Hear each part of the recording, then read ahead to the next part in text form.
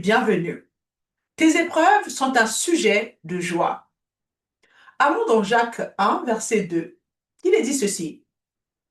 Mes frères et sœurs, considérez comme un sujet de joie complète les diverses épreuves auxquelles vous pouvez être exposés. Mais quelle est notre attitude face aux épreuves auxquelles nous sommes exposés?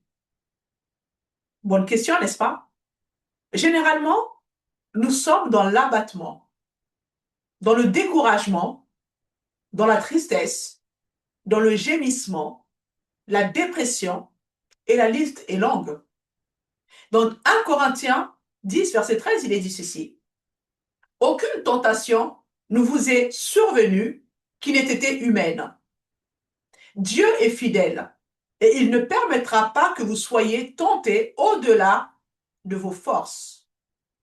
Mais avec la tentation, il préparera aussi le moyen d'en sortir pour que vous puissiez la supporter. Face aux épreuves, Dieu attend de nous de la persévérance et une confiance inébranlable en l'œuvre achevée par Jésus-Christ à la croix. Il nous est dit dans Éphésiens 6:10 que nous ne combattons pas pour la victoire, mais à partir de la victoire de Jésus. Ce combat a déjà été remporté. Jésus est venu afin que vous ayez la vie en abondance. Dieu vous a tant aimé qu'il vous a suréquipé en Christ. Vous avez tout pleinement en lui, qui est le chef de toute domination et de toute autorité. Vous avez sa nature. Vous avez sa capacité. Ainsi, il ne vous manque aucun don. Mes frères et sœurs, considérez comme un sujet de joie complète les diverses épreuves auxquelles vous pouvez être exposés. Comprenez que ces épreuves ne sont que temporaires. Dieu ne vous a pas créé pour subir la vie. Celui qui vit en vous est plus grand que celui qui agit dans ce monde. Est-ce que vous le croyez? Que dirons-nous donc à l'égard de ces choses? Si Dieu est pour nous, qui sera contre nous? Ainsi en est-il de ma parole qui sort de ma bouche, nous dit le Seigneur. Elle ne retourne point à moi sans effet, sans avoir exécuté ma volonté et accompli mes desseins. Ce n'est pas un simple slogan, mes amis. C'est la parole du Dieu vivant. La parole de Dieu est esprit et vie. Elle ne revient pas à lui sans avoir exécuté sa volonté. Amen. En effet, pour toutes les promesses de Dieu, c'est en Jésus-Christ que se trouve le oui, et c'est donc aussi par lui que nous disons Amen à Dieu pour sa gloire.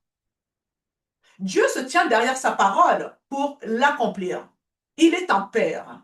Il est un bon père. Il s'appelle fidèle. Il ne change pas. Il est avec toi. Il est pour toi. Il est en toi. Il n'abandonne ni ne délaisse ses enfants. Il nous est dit dans Nombre 23, 19, Dieu n'est pas un homme pour mentir, ni le Fils de l'homme pour revenir sur sa décision. Ce qu'il a dit, ne le fera-t-il pas? Ce qu'il a déclaré, ne l'accomplira-t-il pas? Pourquoi aurait-il dit que vous devez considérer comme un sujet de joie les diverses épreuves auxquelles vous êtes exposés? Parce qu'il vous a donné la capacité de faire face aux problèmes auxquels vous pouvez être confrontés aujourd'hui. Et c'est une promesse de Jésus qui dit que vous aurez des tribulations dans ce monde. Amen. Mais il le dit lui-même, tenez ferme, car j'ai vaincu le monde. Ce même Jésus qui a dit qu'il a vaincu le monde est venu faire sa demeure en toi. Est-ce que tu crois en cela? Il est dit que la foi est une ferme assurance des choses qu'on espère, une démonstration de celles qu'on ne voit pas. Persévères-tu? Considères-tu lorsque tu es confronté aux diverses épreuves?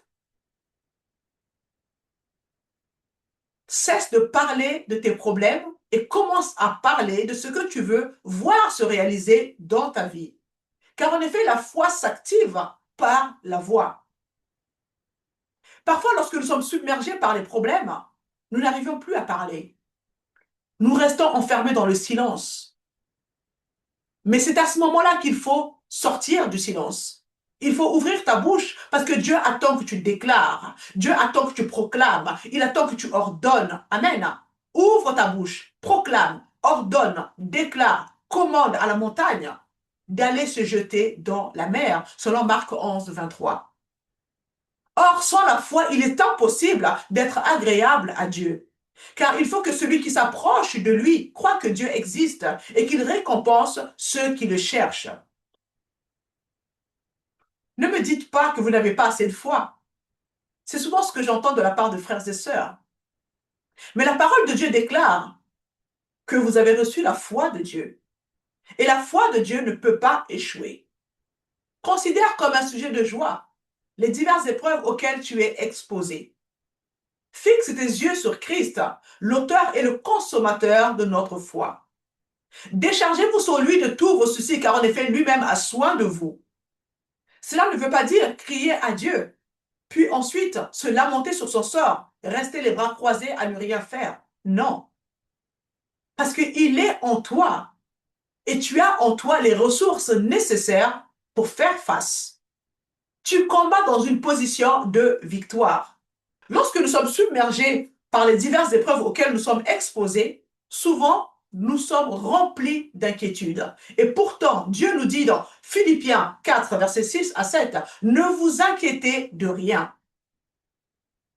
Mais en toute chose, faites connaître vos besoins à Dieu par des prières et des supplications avec des actions de grâce. Des actions de grâce. Ce qui veut dire que vous devez rendre grâce à Dieu, bénir Dieu pour la solution avant même de voir la solution. Amen. Rendez grâce avant même de voir le résultat. Et la paix de Dieu, qui dépasse tout ce que l'on peut comprendre, gardera vos cœurs et vos pensées en Jésus-Christ. N'est-ce pas magnifique? Le prince de la paix est venu faire sa demeure en vous. Et Dieu dit qu'il gardera vos cœurs et vos pensées en Jésus-Christ. Pourquoi stresser? Pourquoi l'angoisse? Pourquoi la dépression? Le prince de la paix vit en toi. Tu es béni, tu es aimé, tu es choisi.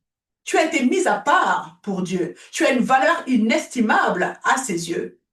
Parle de sa bonté, parle de sa fidélité face à tes épreuves. Loue ton Dieu, car en effet, ton Rédempteur est vivant.